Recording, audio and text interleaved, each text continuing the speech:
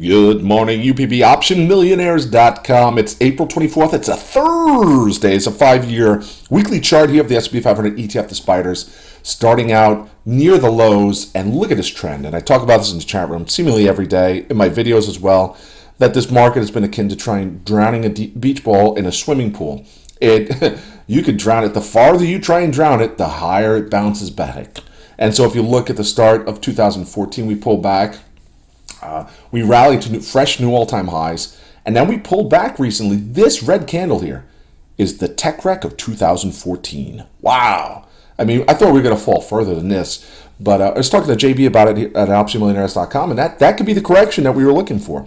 The fact that there's no safe place to put your money that's going to generate income, the fact that the tech stocks sold off and everything else kind of remained mostly stable, that could be the correction that we're going to get these days, where there's no place else still to put your money except in stocks. So anyway, look at that. I mean, that candle is akin to passing a car accident, a multi-car accident where all the cars have just got a little scratch in their bumper. And it's just pulling a little short term out to show you exactly what I've been talking about as far as support and resistance is concerned. That 184 level has acted as support, although we briefly dipped below it to really embolden the bears and kind of scare off the bulls a little bit. And now we're back. The 187 levels acted as significant support and resistance, as it did back in the middle of April. And I'm looking for a move back over 189. Now, I've talked about this in my videos for quite a while. The fact that, and it looked so good here. Oh, it looked so good that we're going to pull back to 172. That would put a head in. We had a left shoulder. We bounce up to 184. And oh my, it is on like Donkey Kong. It would be a beautiful topping pattern that we haven't seen the 5 years absent the early run-up back in 2010 when we had a nice head and shoulders pattern that was negated. And we'd be setting up for a move to back to 172 and then ultimately down to about 155, right down here. But I did not rule out the fact and the logic behind it remains with the trend, which is still to the upside, that we're going to just blast to new all-time highs here. And apply moved about 197 on the SPY if we can break above this 189 level. Let's get into earnings. Well, we had earnings after the bell last night. I talked about my video. Any of you that listened to my video yesterday morning knew that I was talking about this wedge. We're just going to make a big move to the upside or the downside. I also talked about the fact that I thought it was going to head to the upside, and that this is a 600 plus stock in the making. And I also talked last summer about it being a $600 and then $700 stock, but sure enough, that didn't completely come to fruition. And time is not on your side when you're trading short-term options with the short time duration. Yet, a couple people in the chat room at OptionMillionaires.com were getting the 570 calls. We're up at a 565 level here. Beautiful break of this wedge. And we also have Facebook. Now, Facebook is another stock. I called the top on Stock Twits. Also at the blog at OptionMillionaires.com, this beautiful head and shoulders pattern. And you can see we came down to support. Just remarkable. And at this time, when we came down to support, guess what I was doing at the blog at OptionMillionaires.com? I called the bottom. And I said, when it hits the top again, I'll let you know. It hasn't hit the top again. We're up at about this level now, the 65 level. I was talking about Facebook under 56 here as a nice buy off support.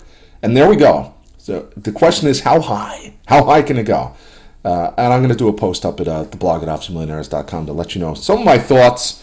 Some earnings trades I got into yesterday before the market closed, and I put in my private Twitter feed. FFIV, 115 calls. Yeah, looks like I should have got into Apple instead. FFIV, though, to me looked like it was a nice little flag here. Consolidation was going to head up, and if you look from a longer-term perspective, looks so nice, looks so pretty. We're in the same kind of wedge that Apple was in. I was expecting to move up to here. We'll see analysts out this morning on earnings saying, oh, it's a buy. We'll see what happens, but nonetheless, when you trade any kind of option, out of the money option contract that's going to expire in a short period of time, you're taking a big risk. So I took a big risk with that, and also FIO, which is a tremendous short interest. The last time they reported earnings, the stock jumped 20%. You can see this move here, right? See this move? We're at roughly the same levels, 970. We jumped to almost $12.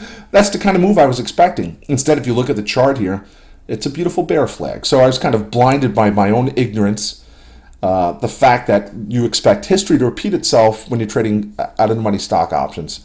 It's a good premise, but it doesn't always work. And so sure enough, we're back down to this level down here. My options, which expire in May, so I have a month to go, are probably going to be halved in value. And that's the risk you take. It is not all peaches and roses here at optionmillionaires.com. We don't claim to make 100% successful option trades. That's impossible. Anyone claiming to do that is outright lying to you. So let's move it on. We have earnings today. Yeah, I mean, if Apple wasn't big enough, I loved Amazon at 324. I loved it. I also loved it as it careened to support, briefly broke below it, and now is putting in almost a nice inverted head and shoulders pattern, which is, I'm telling you, we're going to see a big move to the upside for Amazon. Unfortunately, before the bell here, it's at 331. It's up $6. It's up almost 2%, so that sucks.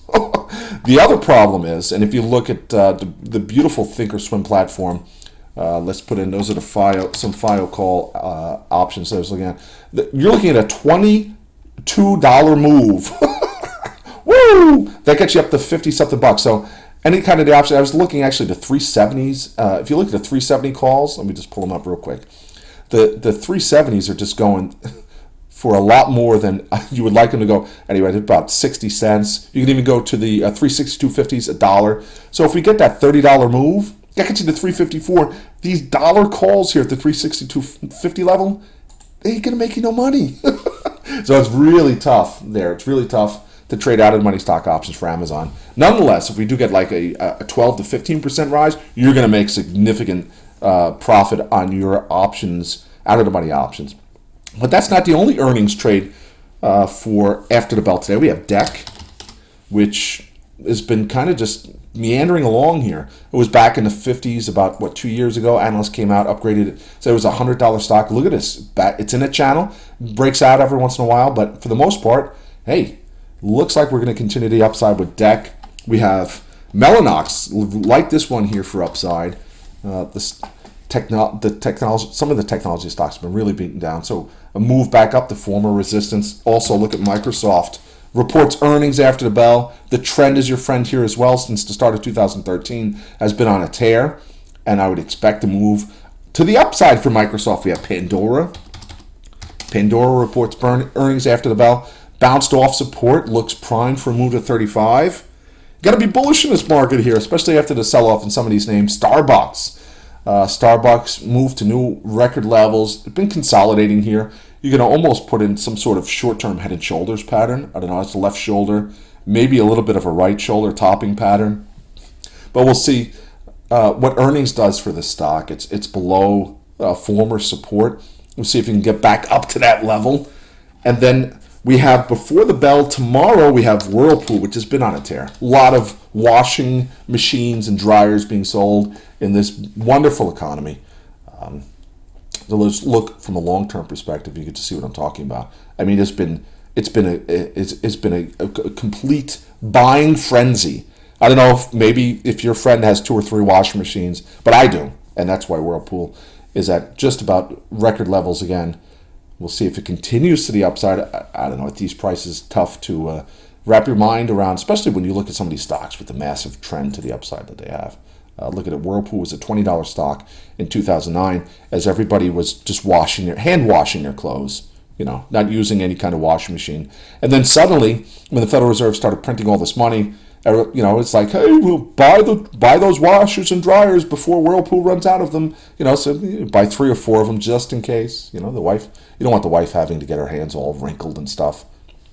All right, UPB here from optionmillionaires.com. The VXX looks poised to break under the 40 level. I bring this chart up a lot. I mean, look at this. This is a beautiful chart. Yeah, honey, I just spent $7,500 on VXX to buy VXX. I just went long, sweetie, because it looks like in this is what they're telling me. James Cramer's telling me to hide my money under a mattress. So why not? Volatility should really spike up. It's like, oh my gosh, complete carnage. And even now, we've kind of bottomed out here briefly, but this is certainly one of the best shorts in the history of mankind. All right, everyone, have a great trading session. We have Amazon after the bell. We have DEC. We have Mellanox, Microsoft, Pandora, Starbucks, Baidu, Amazon. I've already mentioned that. And before the bell this morning, they're not out yet. We have Dunkin' Donuts, Caterpillar, 3M, FCX, JetBlue, Potash, Verizon. Yeah. So there's that tech wreck. Tech wreck. The tech wreck of 2014. One last chart will be the triple Qs, which is in a beautiful uptrend. If you look from a short-term perspective, looks like, and in my opinion, this is a broadening wedge, which is actually a bullish formation. See the broadening wedge?